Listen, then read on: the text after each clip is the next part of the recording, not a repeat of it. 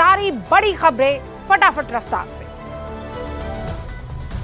PM Modi ने तमिलनाडु के वेल्लोर और कोयम्बटूर से विपक्ष पर जमकर निशाना साधा। कहा डीएमके और कांग्रेस जैसी परिवारवादी पार्टियों ने युवाओं को आगे बढ़ने ही नहीं दिया। बीजेपी ने लोकसभा प्रत्याशियों की 10वीं लिस्ट जारी कर दी है। एसएस अहलूवालिया को आसनसोल से शत्रुघ्न सिन्हा के खिलाफ टिकट दिया है। पश्चिम बंगाल के दौलतपुर में गृह मंत्री अमित शाह ने ममता सरकार पर बोला हमला। कहा वोट बैंक के लिए बंगाल सीमा से कराई जा रही है घुसपैठ। जम्मू कश्मीर के कठुआ से सीएम योगी ने पाकिस्तान पर बोला हमला। कहा भारत गरीबों को बांट रहा है मुफ्त राशन, पाकिस्तान कटोरा लेकर दुनिया से भीख मांग रहा है। समाजवादी पार्टी ने जारी किया अपना घोषणा पत्र। 2025 तक जातिगत जनगणना कराने के साथ किसानों का पूरा कर्ज माफ करने का वादा। बीजेपी प्रत्याशी कंगना रनौत ने कच्चातीवू द्वीप को लेकर कांग्रेस पर निशाना साधा। ट्वीट करके लिखा है कांग्रेस की अक्साई चिन्ह को बंजर जमीन बताने वाली सोच आज भी जिंदा है। दिल्ली के मंत्री राजकुमार आनंद का इस्तीफा। समाज कल्याण मंत्री पद से दिया इस्तीफा। महाराष्ट्र में कांग्रेस को लग सकता है एक और झटका। पूर्व सीएम वसंत दादा पाटिल के बेटे और कांग्रेस नेता विशाल पाटिल सांगली से वीबीए के टिकट पर लड़ सकते हैं चुनाव। राहुल गांधी ने बीजेपी पर साधा निशाना। ट्वीट कर लिखा ये चुनाव दो विचारधाराओं की लड़ाई है। एक तरफ भारत को जोड़ने वाली कांग्रेस, दूसरी तरफ लोगों को बांटने वाले लोग। राजस्थान के उप मुख्यमंत्री दिया कुमारी ने कोरोना से कर दी कांग्रेस की तुलना। कहा कोरोना की तरह कांग्रेस ने देश को पहुंचाया है नुकसान। तो ईद का चांद तो आज दिख गया है, दिख जाएगा इंशाल्लाह। रमजान का पाक महीना भी इसके साथ ही खत्म हो जाएगा, लेकिन सियासी चांद दिखेगा 4 जून को। और तब तक हर एक तस्वीर, हर एक बयान, हर एक एक्शन और हर एक अर्जी सुर्खियां बटोरेगी। तो सवाल यह है कि आज किन सियासी खबरों ने सुर्खियां बटोरी है। आज सबसे ज्यादा जो मुद्दा छाया रहा था वो तेजस्वी यादव की मछली खाने का मुद्दा था। लालू यादव के छोटे बेटे ने हेलीकॉप्टर में मछली खाई, उस तस्वीर को ट्वीट किया और हो गया हंगामा। क्योंकि चुनाव है ना भाई, हर तस्वीर हड़कंप जो है मचाएगी।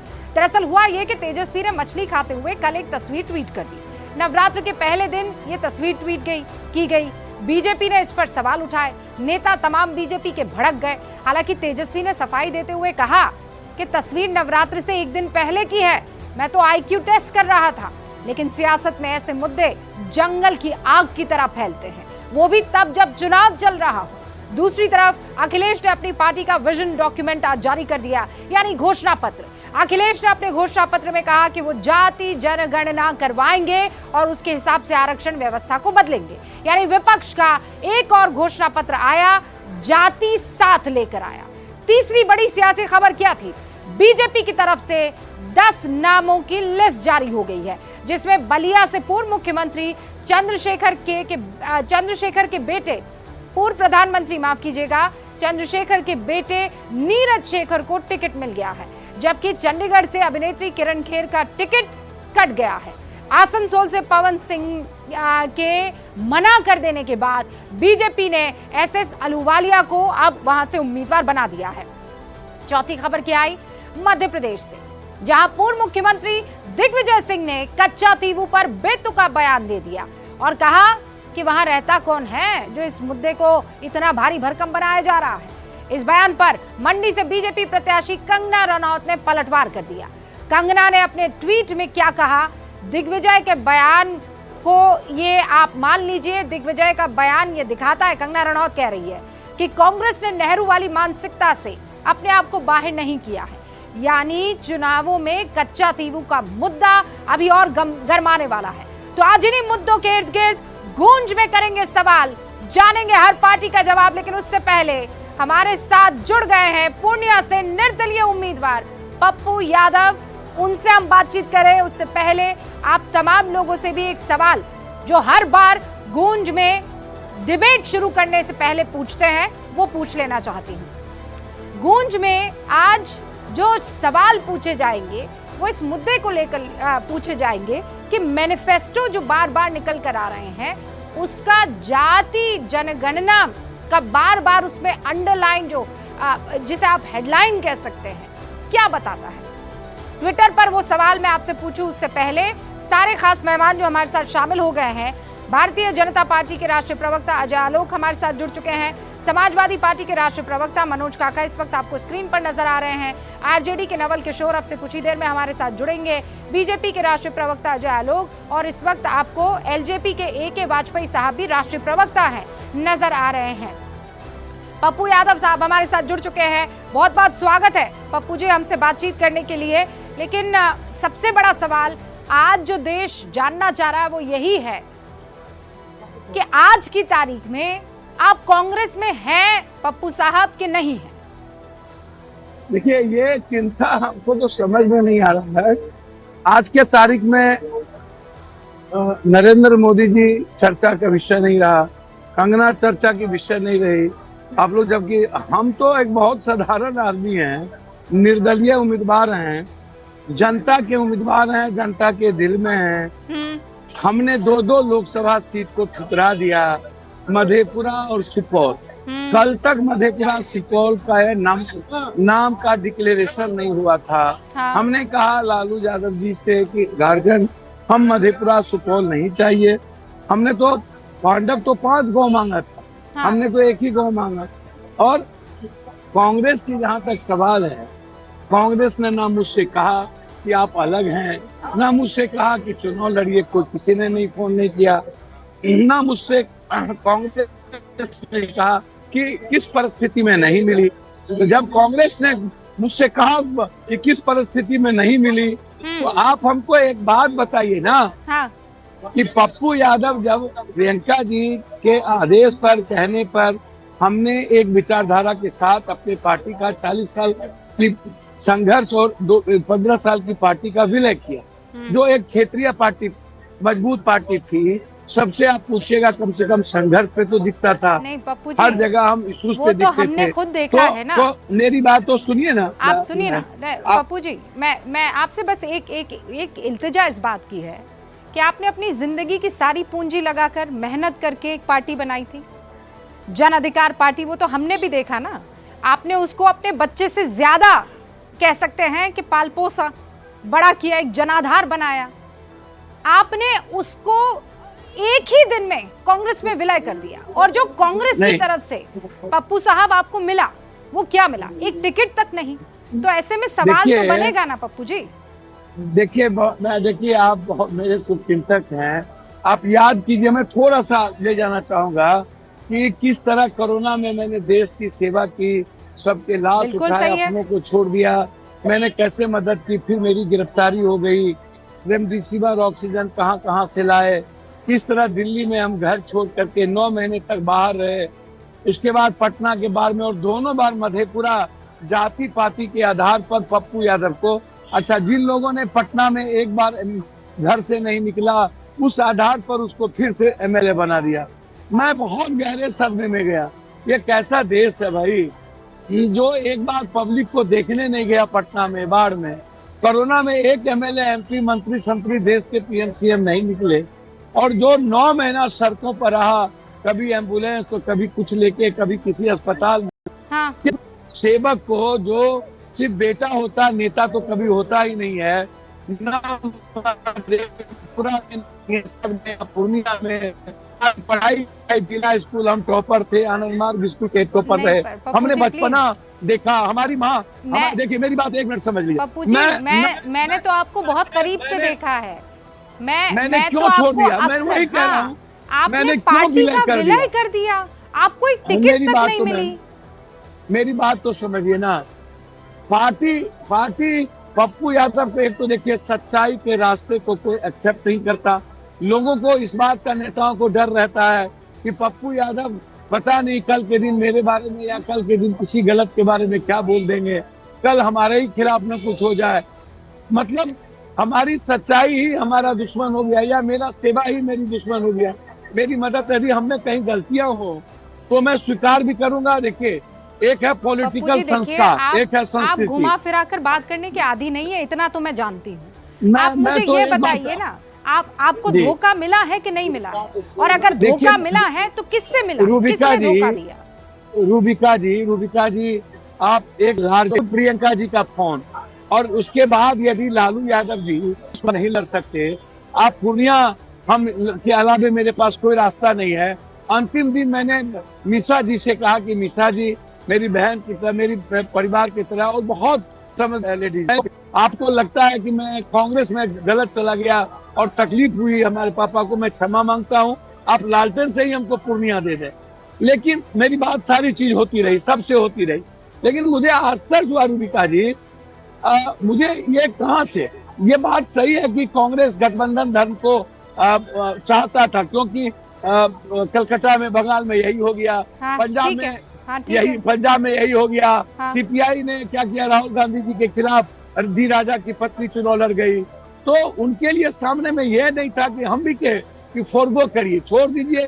यदि एक सीट के चलते हैं, जबकि 20 सालों से कोई आजादी के बाद से आरजेडी वहां चुनाव नहीं लड़ा, कभी जनता दल नहीं लड़ा, हम वहां से 3 बार सांसद रहे, मेरी माँ वहां से चुनाव लड़ी, लेकिन चौथे बार हम 8000 वोट से हार गए। मैं तो कह रही हूँ ना कि आप बार-बार कह रहे हैं कि पूर्णिया आप छोड़ेंगे नहीं, मर जाएंगे, मरते दम तक नहीं छोड़ेंगे। तो लेकिन आरजेडी की उम्मीदवार बीमा भारती ये कह रही है कि आप बीजेपी से मिले हुए हैं, आप कहते हैं जो मेरे साथ नहीं वो बीजेपी के लिए रास्ता बना रहा है। आप बता दीजिए, एनडीए के खिलाफ त्रिकोणीय संघर्ष है, पप्पू यादव सामने रहेंगे तो वोट तो बढ़ जाएगा ना। रूबिका जी एक बात बोलूं, मैं तो किसी की चर्चा नहीं करूंगा और आप ऐसे लोगों की चर्चा हमसे ना करें जिनका अपना कोई अस्तित्व नहीं दुनिया में।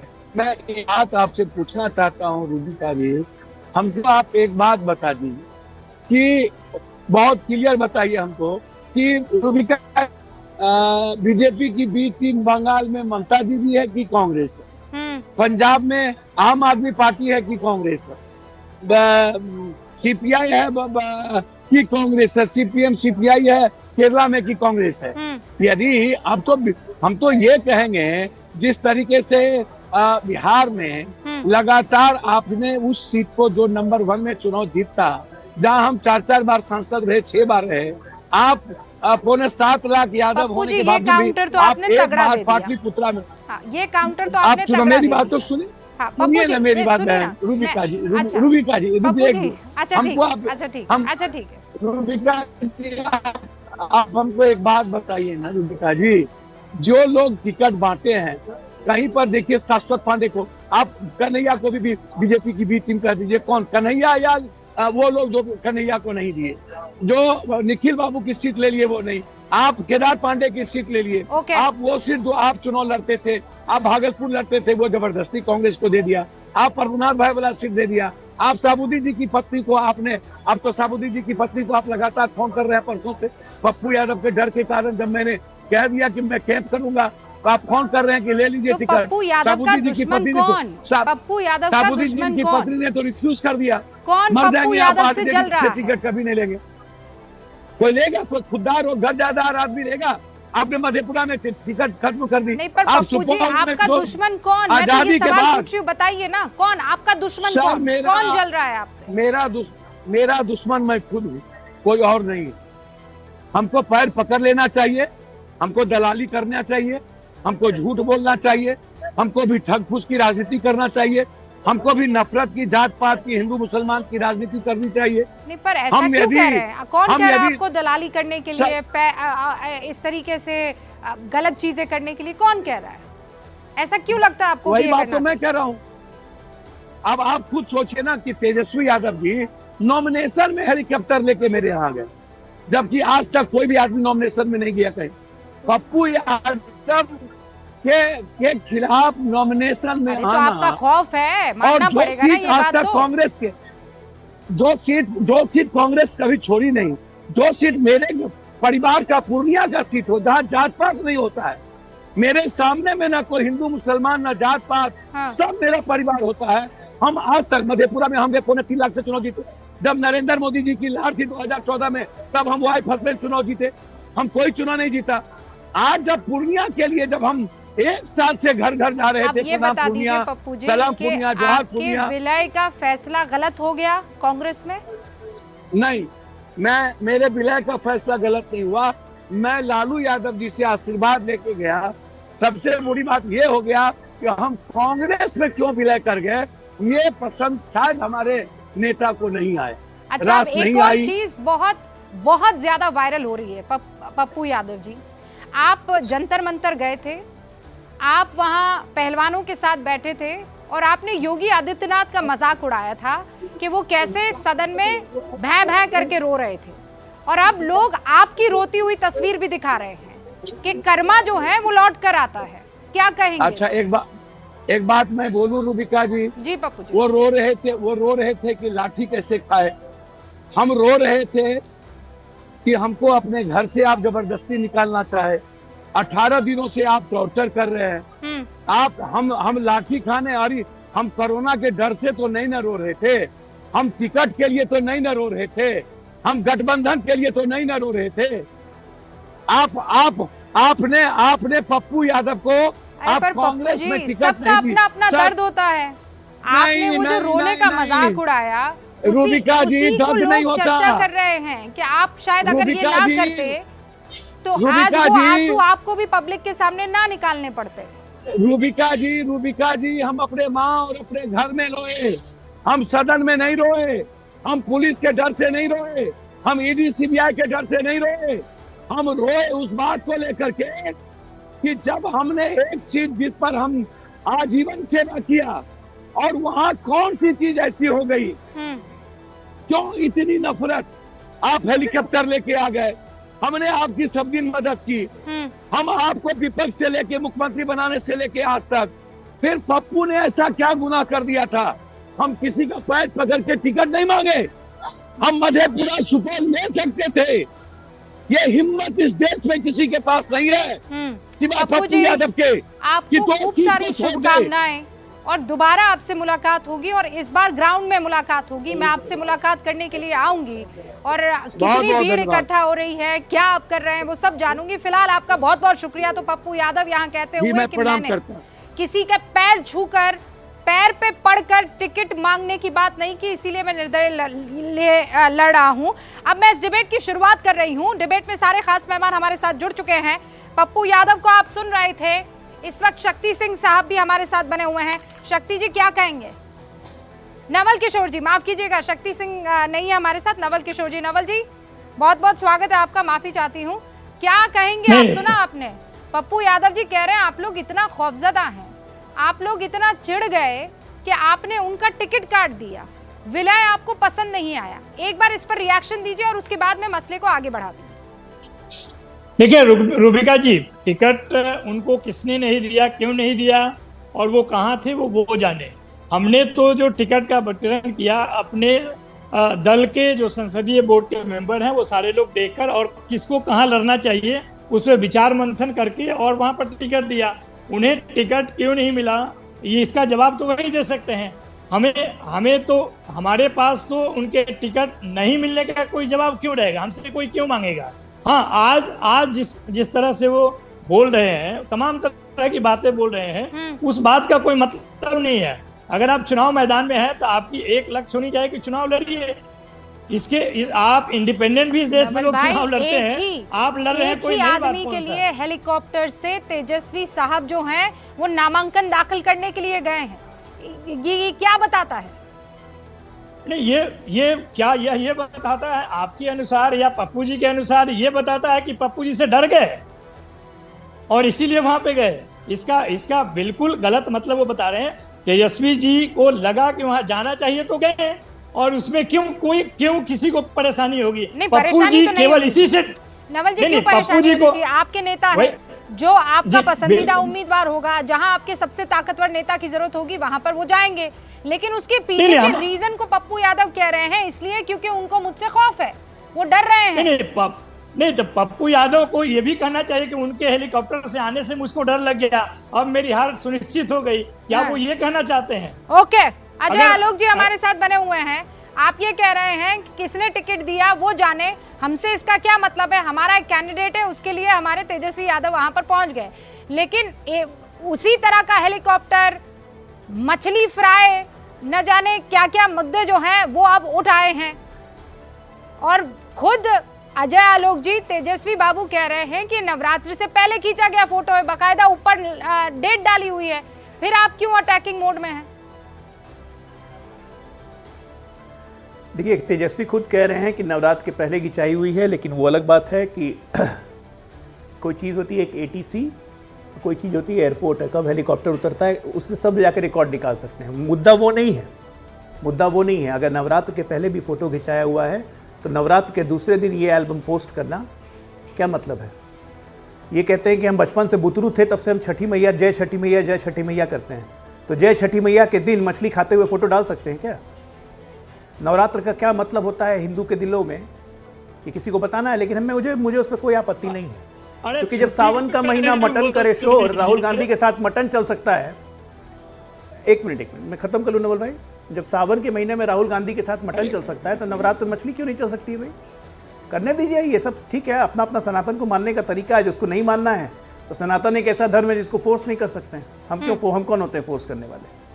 तो सवाल बस इतना है कि आपने ये काम तब इसका मतलब जानबूझ के किया ताकि भावनाएं आहत हो, कि नवरात्र में मछली के कांटे के साथ अपनी फोटो आपने वीडियो पोस्ट कर दी, तब तो और जगह ने काम किया साहब।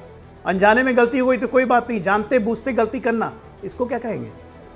नवल जी देखिए रूबिका जी, भाजपा के पास मुद्दों पे कोई बात नहीं है। इनके पास सिर्फ वही सब बात है जिससे लोगों को भटका सके। आज जो सही सवाल क्या है, उसका सही समय क्या है, वो सवाल पूछने का है। लोग सवाल पूछ रहे हैं कि आपने पिछले 10 साल में क्या किया, नौकरी पर क्या किया, रोजगार पे क्या किया, अर्थव्यवस्था पे क्या किया, नारी सुरक्षा पे क्या किया। ये तमाम सवाल जो है वो भारतीय चुनाव में महत्वपूर्ण सवाल बन गए हैं और इसका इनके पास कोई जवाब नहीं है। इसलिए यह टेस्ट किया गया कि आखिर किन मुद्दों पे चुनाव लड़ना चाहते हैं। कि आपका और हमारा जो सिग्नल उसमें बैंडविड्थ की थोड़ी सी कमी दिक्कत आ रही है, इसीलिए आपका जो विजुअल है वो थोड़ा छोटा, कभी जूम हो रहा है, कभी जूम आउट हो रहा है। मैं वो दुरुस्त करवाती हूँ, फिर आपके पास आती हूँ। AK वाजपेयी जी भी हमारे साथ जुड़े हुए हैं। वाजपेयी जी, ये कोई मुद्दा है? क्योंकि चुनाव में हर एक चीज मुद्दा बनती है, बनाई जा सकती है, जनता के मन में बिठाई जा सकती है। ये तस्वीर पोस्ट करना या फिर मनोज काका भी हमारे साथ बने हुए हैं। मनोज काका की तरफ से आज मैनिफेस्टो लॉन्च हुआ है, उसमें जातिगत जनगणना का जिक्र हुआ है। यहाँ 5 ट्रिलियन इकोनॉमी की बात हो रही है। तो क्या मुद्दे इससे बड़े नहीं हैं कि मछली फ्राई पर अटक गए? नहीं, मुद्दा तो ये भी है। मुद्दा क्यों नहीं है ये? मतलब आप ऊपर हेलीकॉप्टर में या हवाई जहाज में केक काटेंगे, बर्थडे अपना वहाँ मनाएंगे और त्यौहार वाले दिन मछलियाँ खाएंगे। ये आपका चरित्र तो दिखाता ही है ना।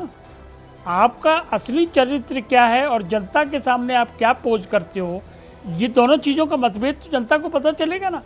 पूरा परिवार भ्रष्टाचार में लिप्त है, ये जनता को जानकारी आ गई है। ये भी जानकारी आ रही है कि ये इनके जीने का स्टाइल क्या है, क्या इनको गरीबों से लेने देना। ये वही लोग हैं ना जो नौकरी देने के पीछे अपने ज़मीनें लिखवाते थे, उसी का केस पेंडिंग है ना।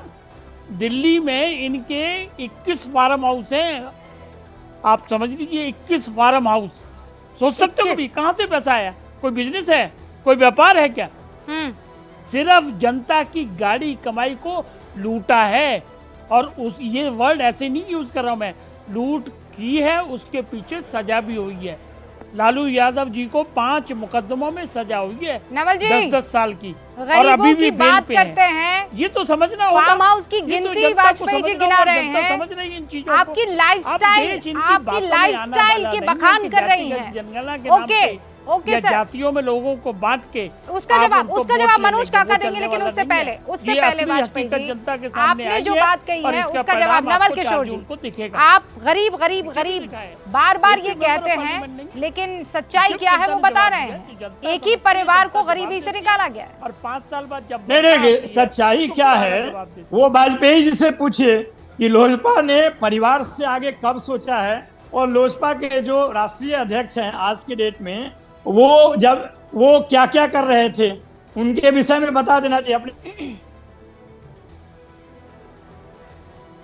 बताइए वाजपेयी जी, परिवारवाद आप पर नहीं फिट बैठता क्या? परिवार के विषय में बताना चाहिए।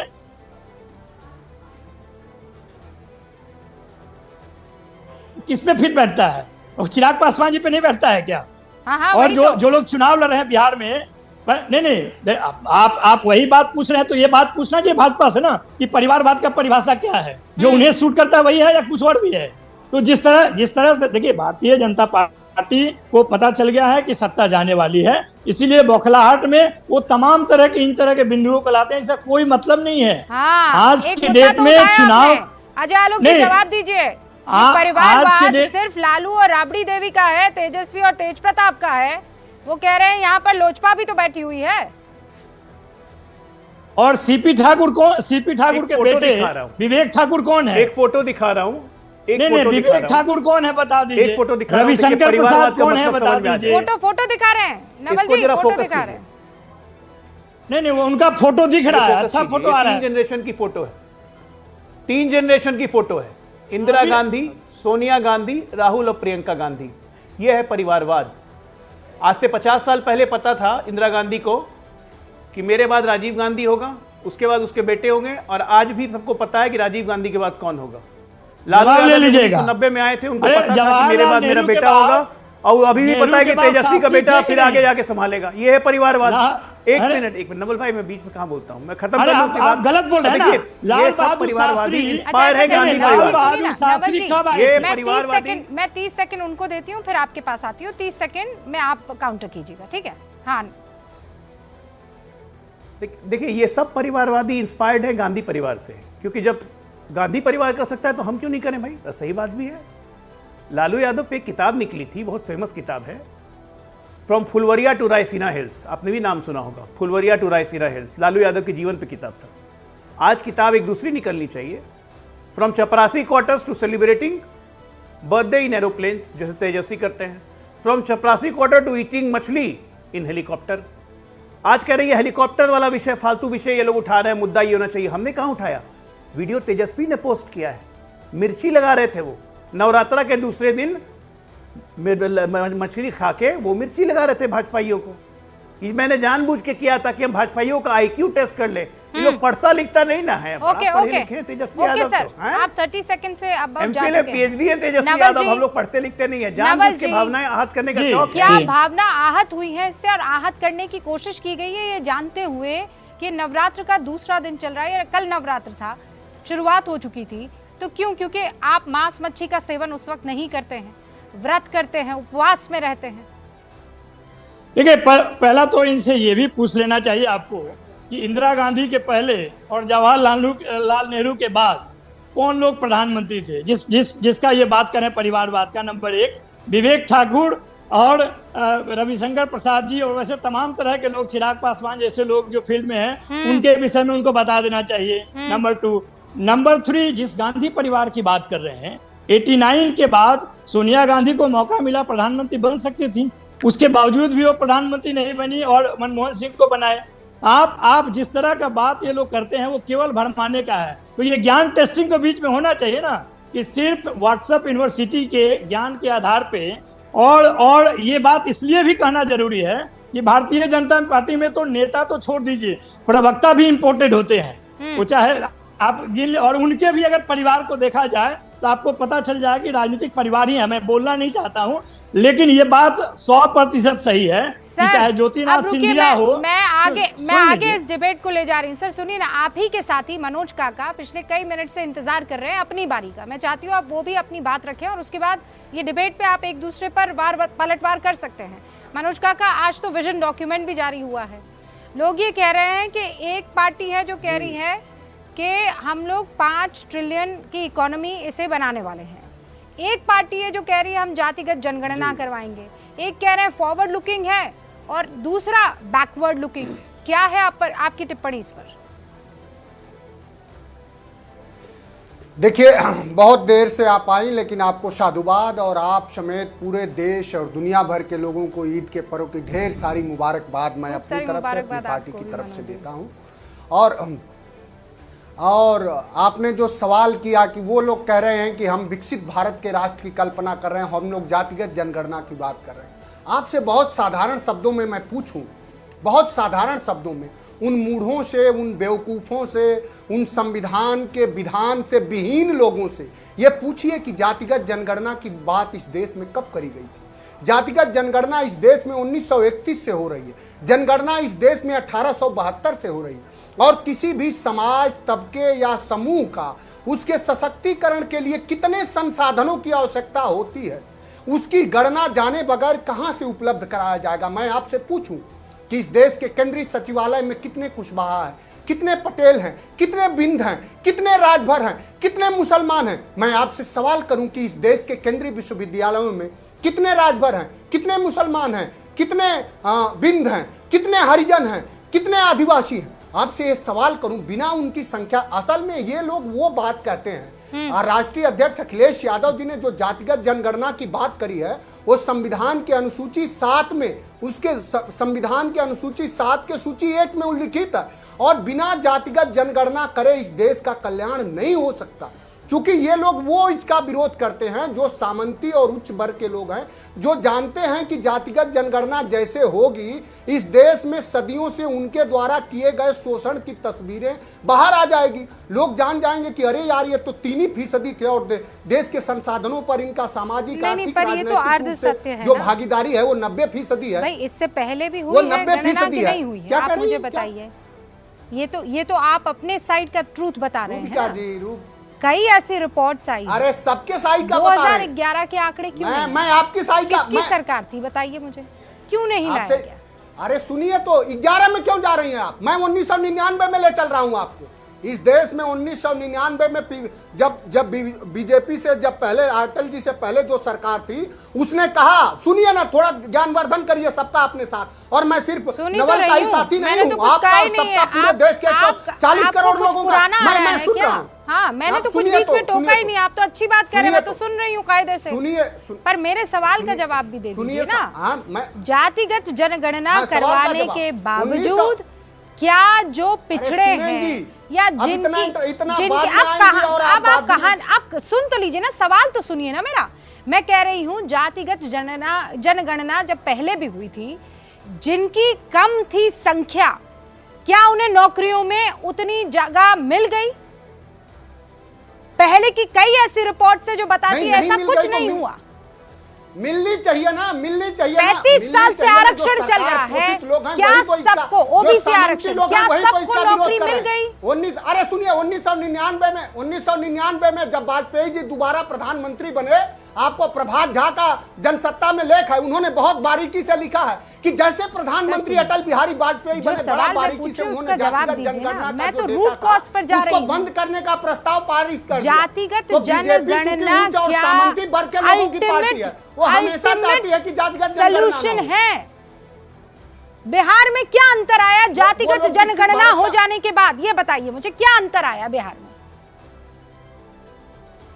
बिल्कुल अंतर आया। बिहार में जो जातिगत जो सर्वे हुआ उससे पता तो चला कि 3% पता चलने से क्या हुआ? सड़क पर गड्ढे भर गए, इलेक्ट्रिसिटी की समस्या खत्म हो गई, महंगाई कम हो गई, हाँ, बच्चों को पढ़ाई और लिखाई का पूरा फैसिलिटी मिलना शुरू हो गई। जातिगत जनगणना से मुझे बताइए हुआ क्या? भागीदारी सुनिश्चित करने का काम आपके चिल्लाने से होगा कि सरकार में जो बैठे हुए लोग हैं उनकी भागीदारी सुनिश्चित करेंगे। मनोज काका, कैसे बदलाव आया? जातिगत जनगणना बिहार में हो गई, बिहार क्या होनालुलु बन गया? सरकार का है, बिहार बर्मिंघम बन गया, ये सवाल बिहार में लंदन का ब्रिज बन गया। ये सवाल जातिगत जनगणना हो जाने से फर्क क्या पड़ा? 90% लोग क्यों हक के हाशिए पर हैं? मैं जितना सरल सवाल आप मुझसे पूछ रहे थे, सरल भाषा में, मैं सरल भाषा में आपसे पूछ रही हूं, क्या सरकार पोषित लोग बिलबिला गए? अरे बस बिलबिलाने के लिए करवाया था आपने जातिगत जनगणना, या जातियों की बेहतरी के लिए बनाया था?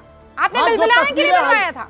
लोग आपने सच्चाई बता दी कि बिलबिलाने के लिए आपने बनवाया था। चिल्ला, मैं चिल्ला नहीं रही हूँ।